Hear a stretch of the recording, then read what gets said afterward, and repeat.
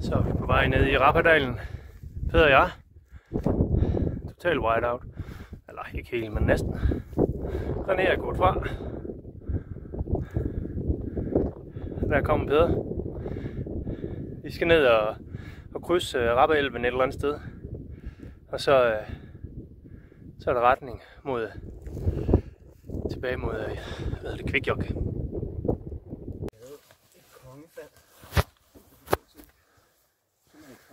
Ja. Men når man skal gå og filme samtidig med, at man kan være, så skal det gå galt, ikke? Snakke med sig selv. Ja. Mine store følgerskare. Ja. Hold nu kæft, mand. Ved du hvad, vi er snart nede. Det er helt sikkert. Har vi Namash? Ja, den må ligge derovre. Ja. Et eller andet sted inde bagved. Ja, det er pissefedt. Ja.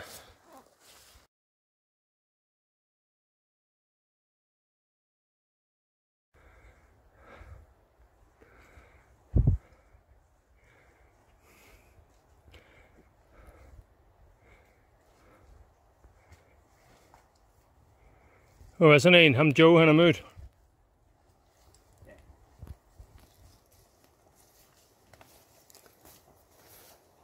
Hej, er du frisk? Ja, jeg skulle bare lige have min stave ud, fordi mørk, så er de helt lave. Ja. Eller det er så. Men der har jeg dem faktisk længere, så jeg kan støtte foran mig. Men det er fordi, når du går nedad, ja. Det er sjovt. Ja. Der har jeg dem kort. Nå.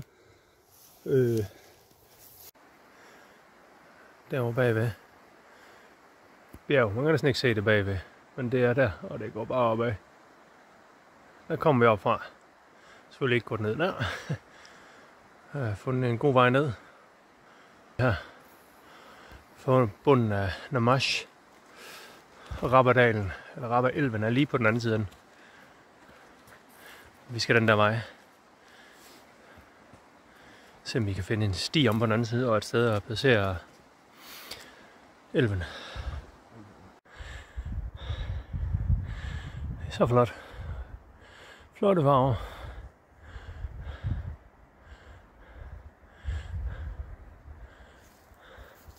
Man kan faktisk se toppen deroppe nu.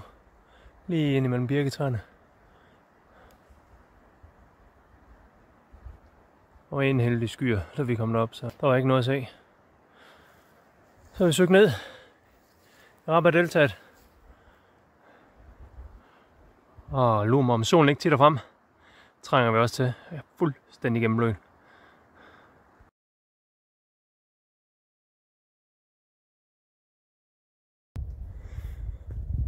Det her det er så, hvad vi står op til. Solen skinner. Smuk dal.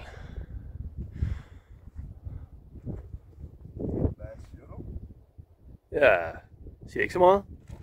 Og nu skal vi lige derop og kigge ud over og se deltaget på den anden side. Ja, vi var på toppen der, vi går. Vi skulle have haft en flot udsigt over det her.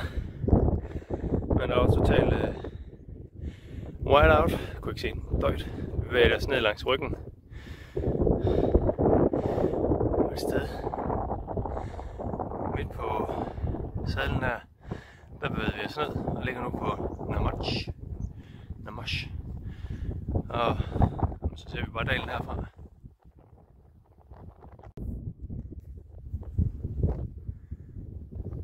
Rappa.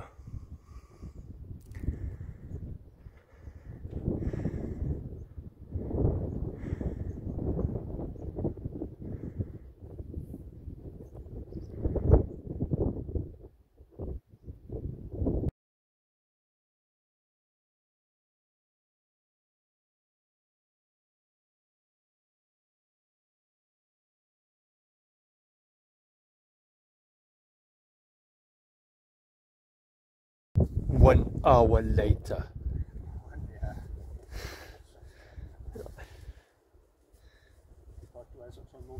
Jo, men altså, tålmodighed er en dyd, og den er vigtig her i bjergene. Fantastisk hver dag. Og klokken også 11:40. Vi har nyt vores tid her på toppen af Namash.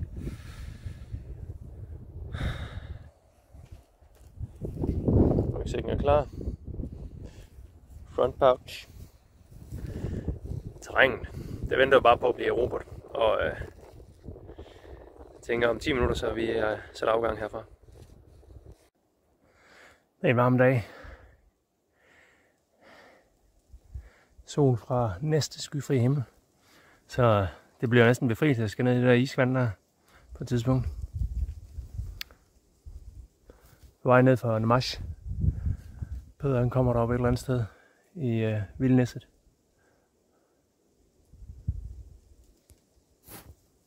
Der kommer han. Pas på. Ja, jeg fik det på video. Fedt. Jeg går ned, så vi har aftalt som en stopper for Peder, når han glider. Jeg vejer også kun 200 kilo. Ja, jeg har jo ikke en ærlig chance for at stoppe dig. Du fiser lige forbi mig. Tag mig med. Ja. Du kan hoppe op på mig. Ja, Peder han spottede lige en hugorm, som vi lige prøvede at se, om vi kunne få lidt styr på. Men den forsvandt. Vi vil være nede, stille og roligt. Og hernede der ligger det, vi har døbt grenen. Den minder lidt om spidsen af Danmark. Så det der, vi lige skal ned og kigge første omgang, om det er et sted, vi skulle kunne komme over. Ellers så må vi længere ind i dalen. Så render den lige derude, Rabbehalven. Er du klar til at blive kølet ned, Peder? 100%. Jo. Altså, jeg trænger til det. Ja, det gør jeg også. Det bliver helt sikkert en oplevelse. Det er dejligt.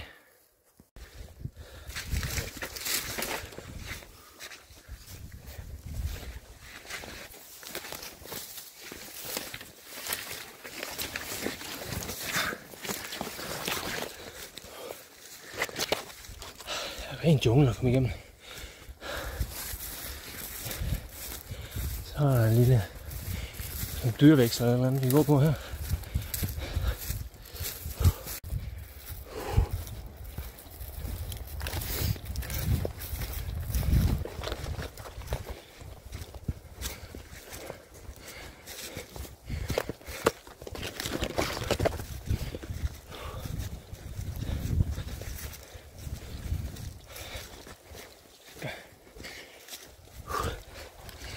En gang imellem, så er der lige lidt dyrevæksel her, så forsvinder det igen, og så kommer det. Så. Men det er med at udnytte dem, når de er der.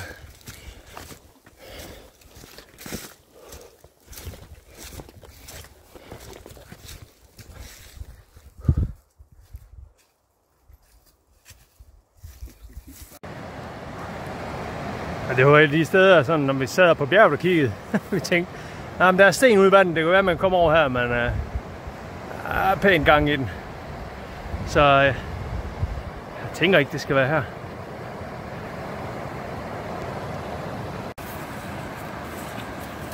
Det er lidt meget ude, den er.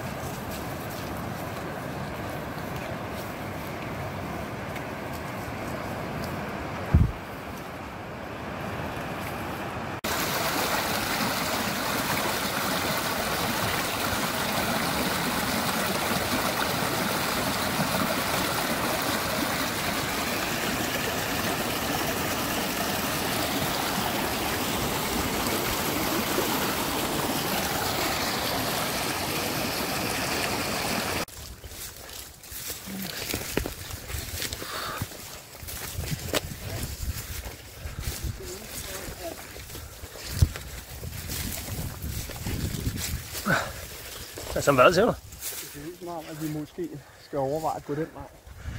Ja, fordi ved den der ude, der bliver det i hvert fald sumpet, tænker jeg. Ja, lad os holde venstre rundt om det lort der. Ja, lad os holde til venstre rundt om det der. Yes.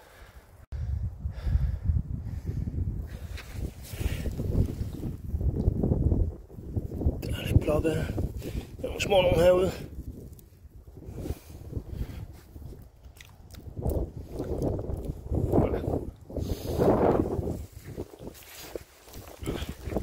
Sidste vers synger de på, kan jeg mærke.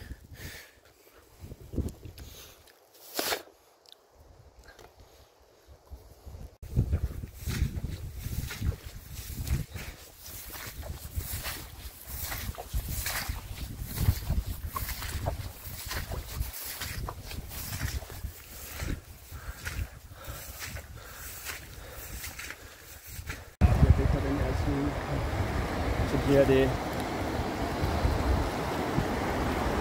Der er ikke andet at gøre end knokle på, og så komme opad. nej. Men det ville være godt at holde os langs vandet, ikke? Jo, sådan forholdsvis.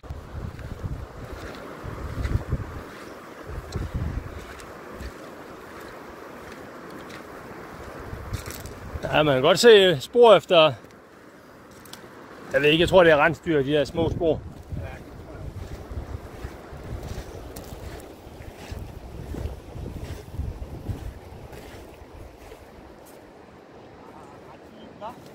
Ja.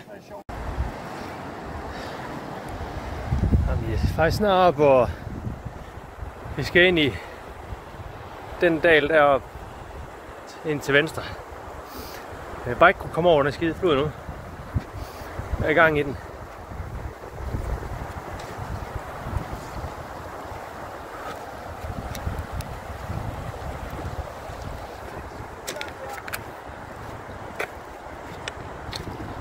Over til venstre, og så er den nok med strøm her til højre. Den er mega stærk. Ja. Men måske har jeg set den der... Ja. Hvis den kan, så kan vi også. Kommer over et eller andet sted derovre.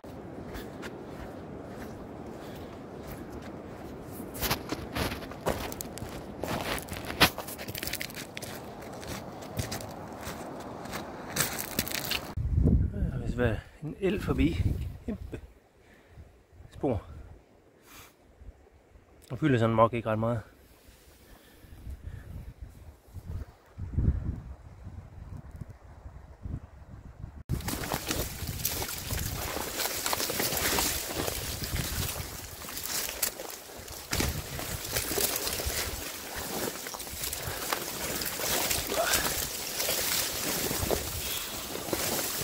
Der er meget lort her.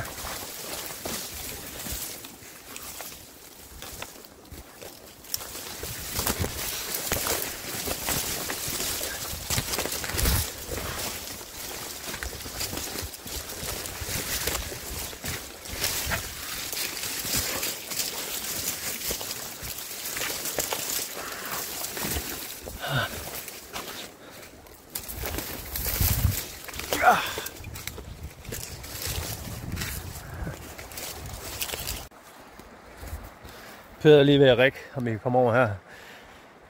Det er nok det sted, hvor der har været mindst strøm. Hvis det ikke bliver meget dybere end det der, så går det nok. Tænker vi. Det går nærmest op af nu. Eller hvad?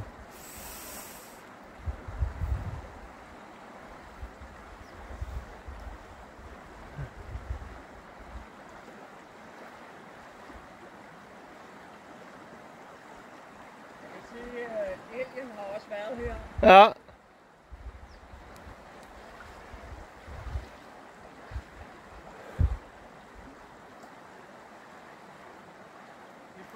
Det fungerer. Men det er vigtigt at have kroppen op. Ja. Ja.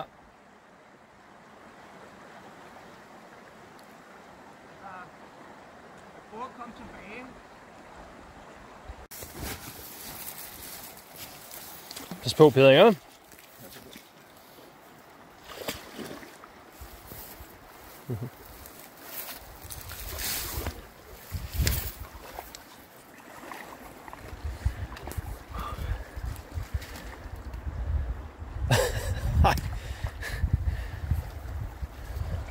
Ja. Der er ikke lige... Ja, der er lidt glatte sten. Ja. Ham går det til livet, mig der går det til brysterne. Så jeg skal lige have lidt hjælp, når jeg skal over. Ser godt ud, Peder.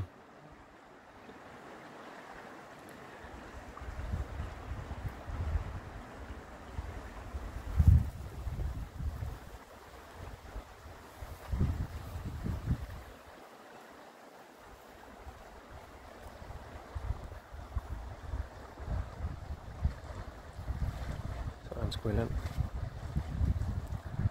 Woohoo!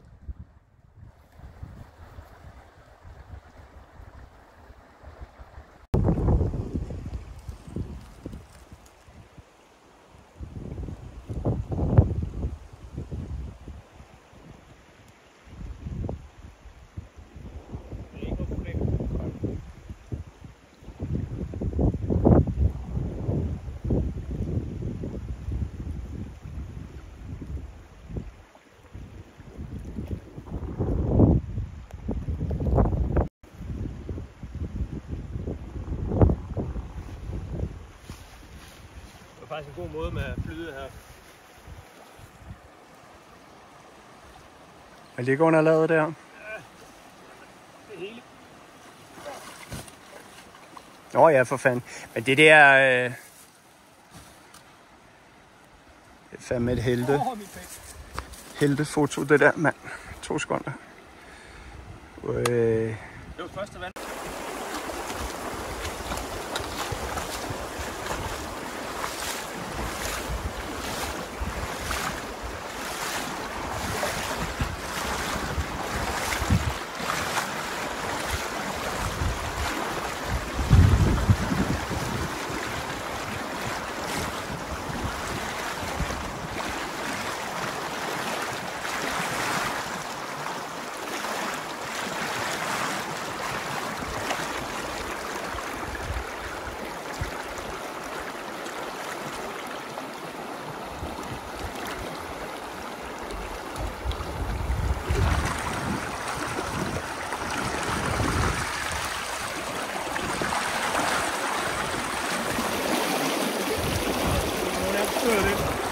Ja.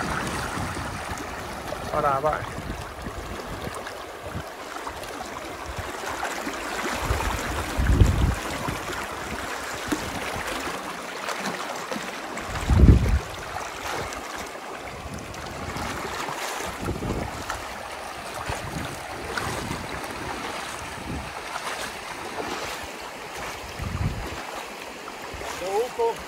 Hvad siger du? Ja, det var mere på end den anden, men den føles faktisk ikke mere usikker end den anden. Nej, men det gjorde en kæmpe forskel, at den ikke var så dyb, ikke? Ja, det gjorde en kæmpe forskel. Vi kom herop i stedet for dernede. Ja. Så. Skal vi ikke bare jerne derud af? Jo, vi skal bare ned den anden ende af den. Ja, ikke andet godt. Godt. Det er godt. Godt arbejde.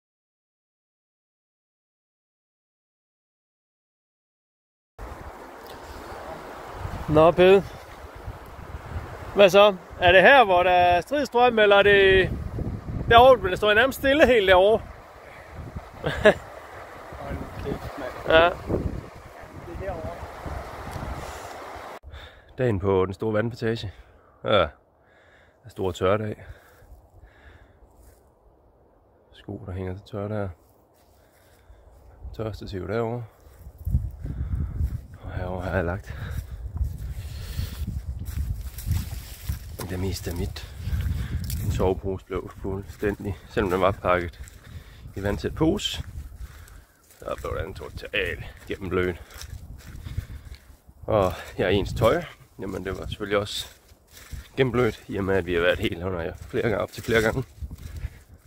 Jeg har lånt lidt langt ulånetøj af Peder, ellers har jeg nok klaret mig ned i soveposen, hvis det var. Men han kører dobbeltkoncept, så han har 2 soveposer.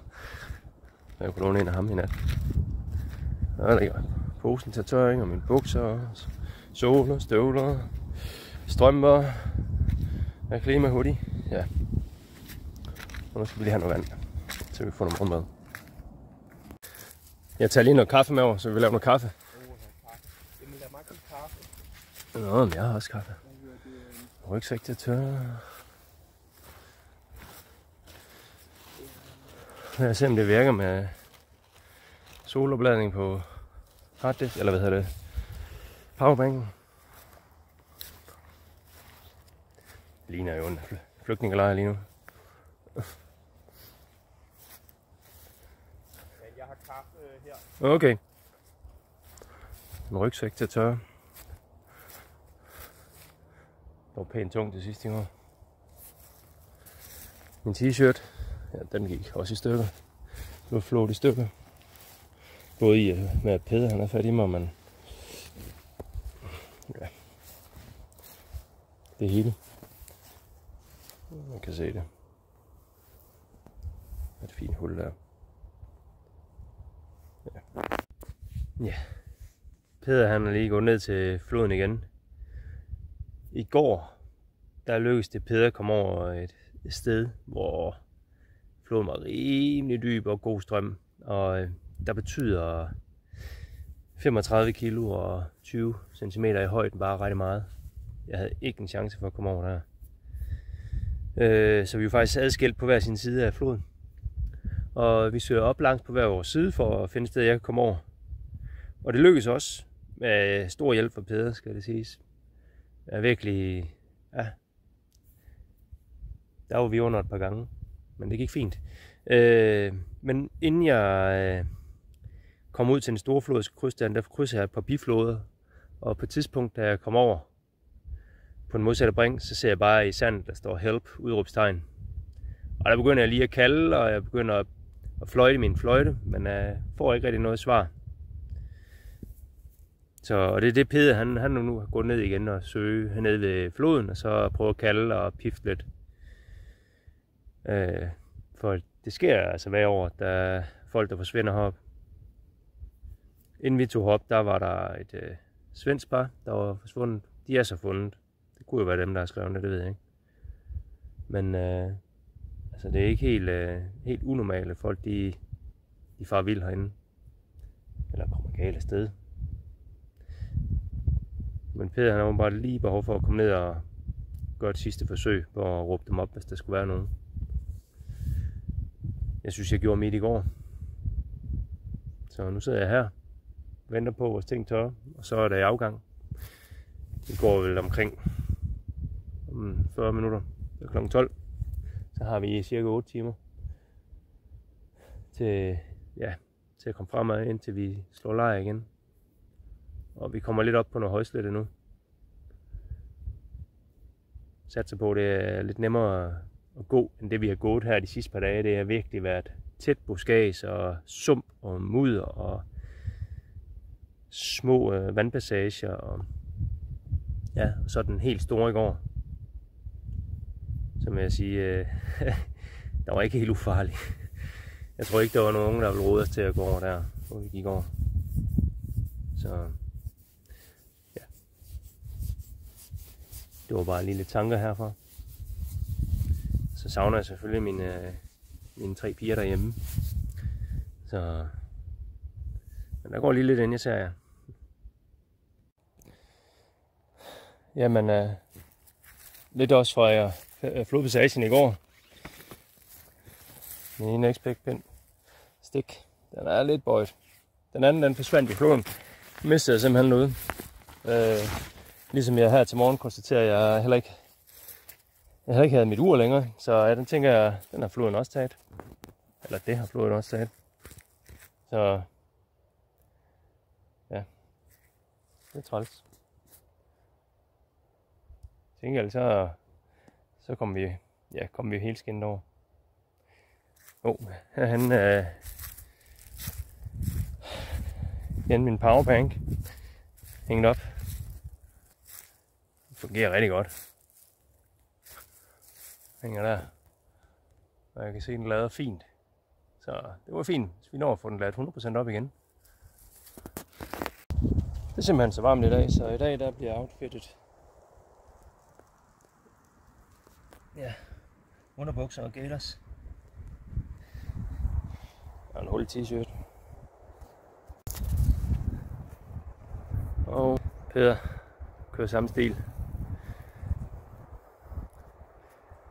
Jeg ved ikke, altså solen bager også lige nede midt i sådan en dal her. Det kan godt blive køligt, når vi kommer op på fjeldet derop, men så må vi have nogle bukser på. De er klar der. Og det samme med min solcelle lader, så vi kan få det ladt fuldt op.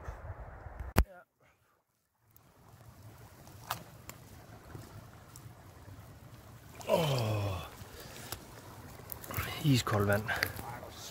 Ja. Det kalder på mig, det der. Bare ned og ligge der lidt. Prøv bare at gå derud af.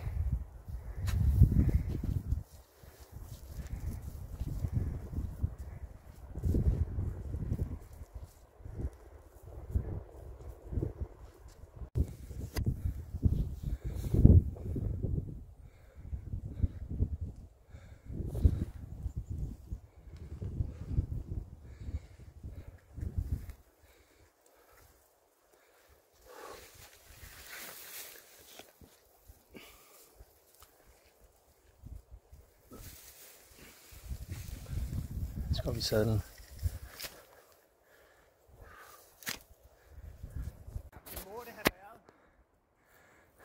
Alle træer her, de er bare lagt ned sådan lige her. Duk, duk, duk, duk, duk, duk. Og der kom lavinen ned derfra i vinters.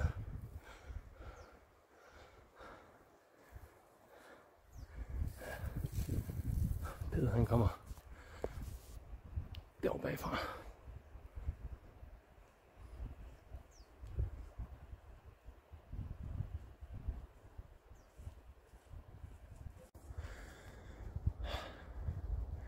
Så vil jeg lidt op i terrænen igen. Hvad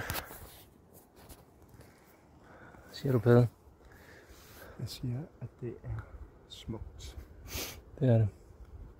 Meget, meget smukt. Og det hele værd i forhold til slid og slæb. Ja. Det er virkelig motiverende. Det der med, at man ved bare, når man kommer op, ja, så bliver man belønnet. Men det er jo vildt det der med, at hvis jeg virkelig får trænet godt på en uge, det svarer altså i intensitetsminutter på det, jeg tager på en dag her. Det er helt vildt. Så hvad siger du? Det er på en uge? Det er nu på en rigtig god uge, kan du op på. Så er der også god. Det fyrer du af på en fyrer af på en dag her. Ja. Der er gang i den. Ja.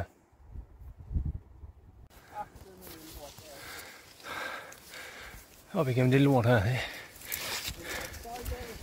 Helt nedefra.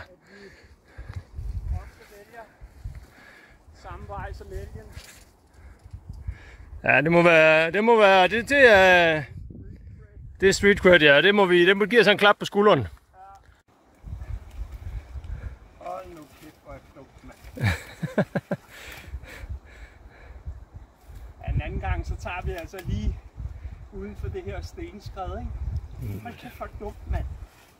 Altså, falder der sne ned, falder der sten ned. Ja. Er der faldet sten ned, så falder der sten ned. Jeg var lige ved at lave en regel.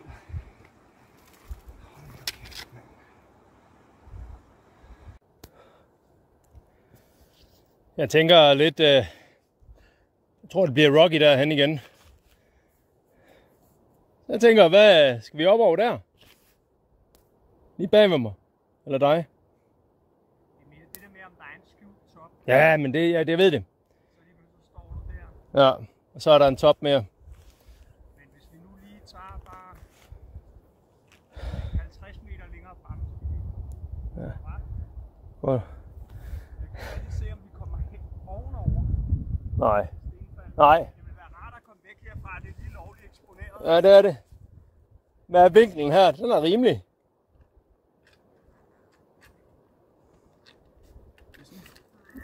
Lige på kanten. Ja. Til at det er... Men altså, vi skal lige rundt om hjørnet. Ja. Ja, det ved jeg heller ikke. Nå, men Det er for useriøst. ja. Det er Rapperdalen her. Den siger vi farvel til nu og gå ind i. Kan du huske, hvad den hed? Det er fordi, du filmer mig nu, ikke? Ja, det er Jeg selvfølgelig. ved ikke rigtig, hvad jeg skal sige. Jamen, nu går vi ud af Rapperdalen. Der går øst-vest. Det er vest. Ja. Og Og vi fik set en elko og en elkald, der gik med sin kald. og Jan, du fik lettet en masse fjeldryber.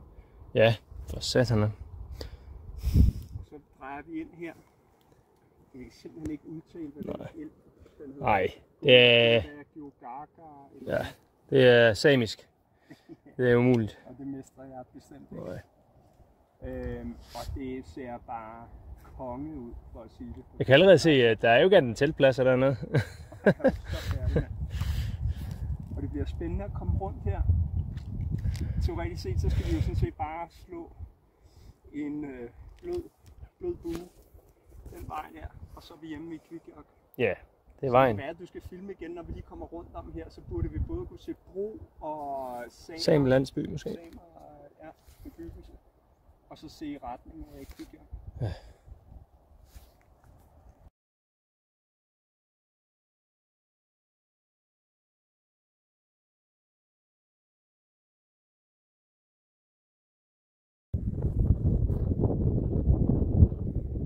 Styr. Nej, det var der,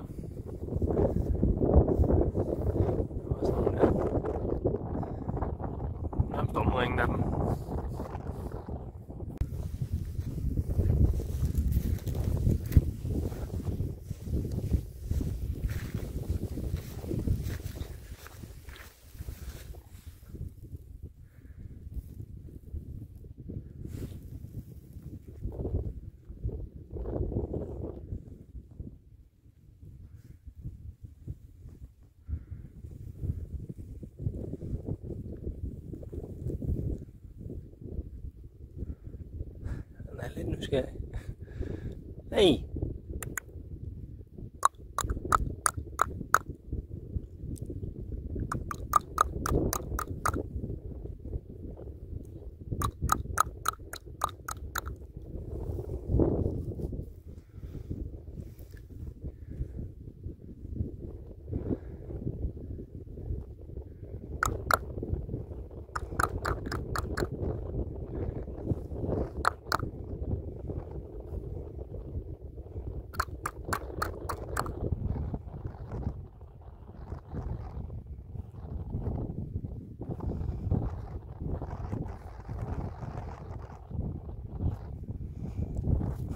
Hej med dig.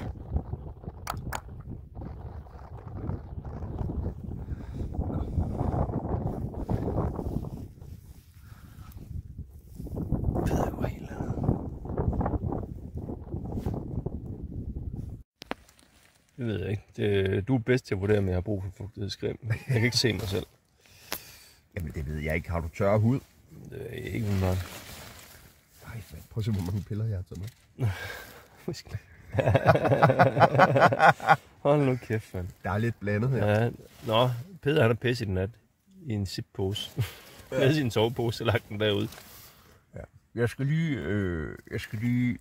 synes, jeg er en lille note. Og grunden til, at jeg taler sådan her, det er, fordi jeg har medicin i munden. Tykker du altid dine piller? Nej, jeg prøver på at tørsluge dem. Nå, okay, ja. Jeg er i gang med at filme.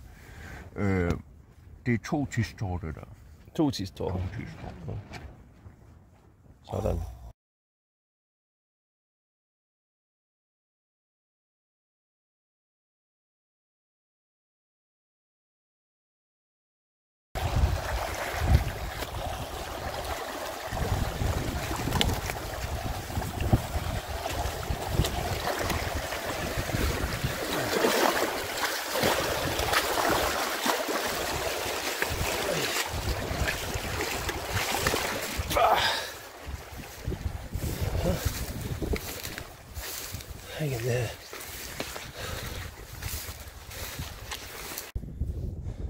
Ja, så er vi i gang med den sidste dag.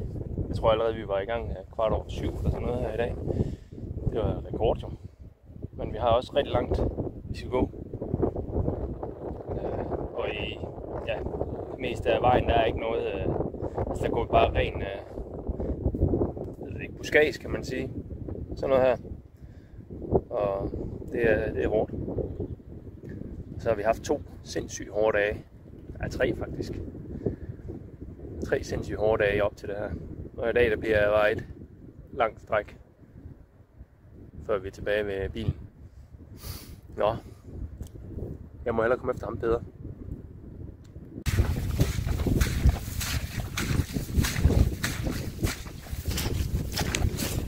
Ups.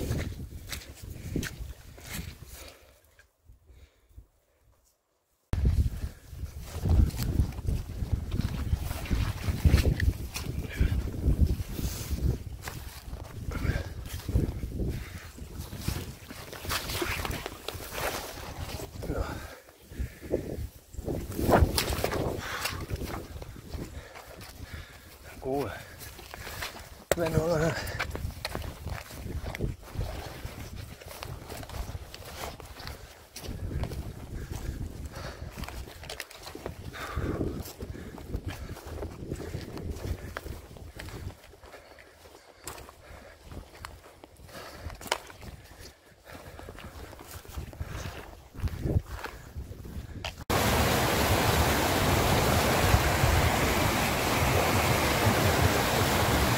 Nå, der er sådan et bro.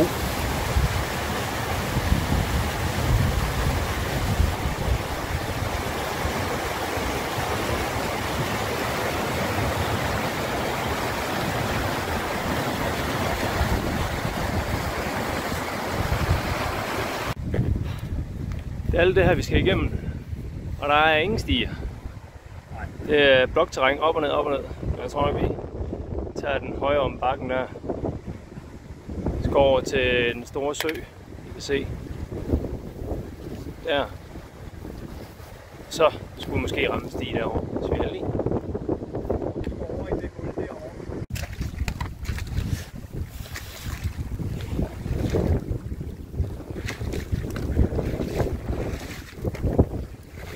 glat i sten her. Det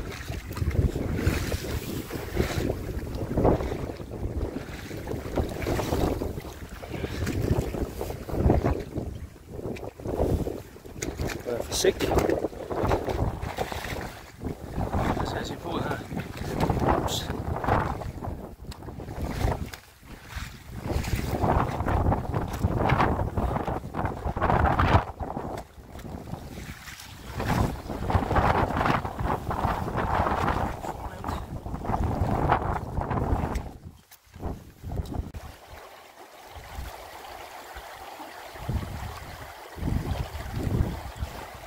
Står der pisser?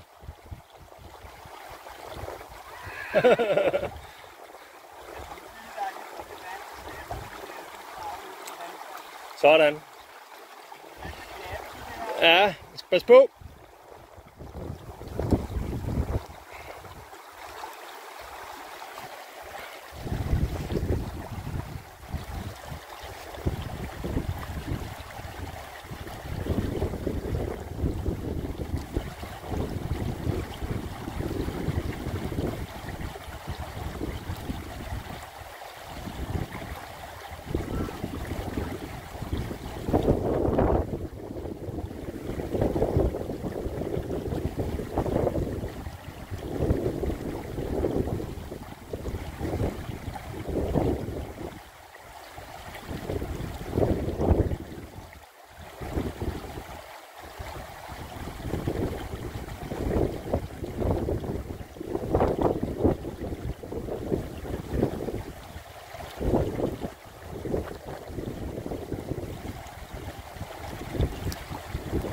Over.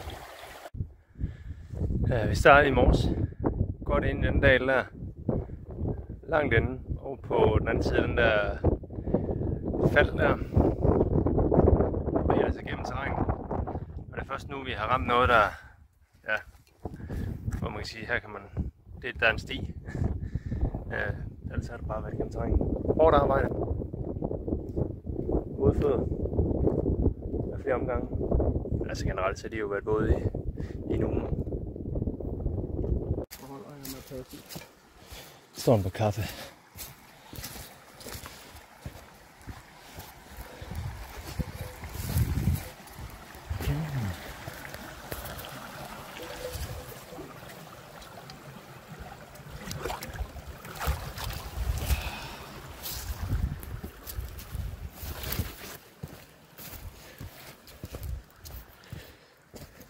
Flot negl.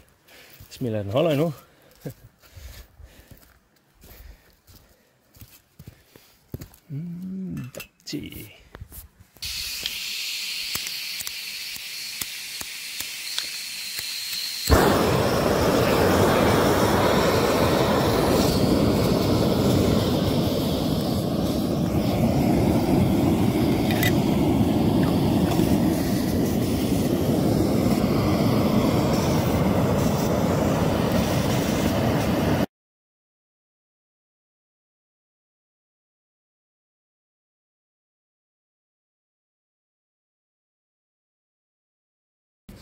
På et tidspunkt, om du var bag mig, ikke fordi jeg skulle på nogen som helst måde, jeg havde overhældet mig, men og så sagde han, hvis det er en skaldet fyr, så løb han som bare har helvede.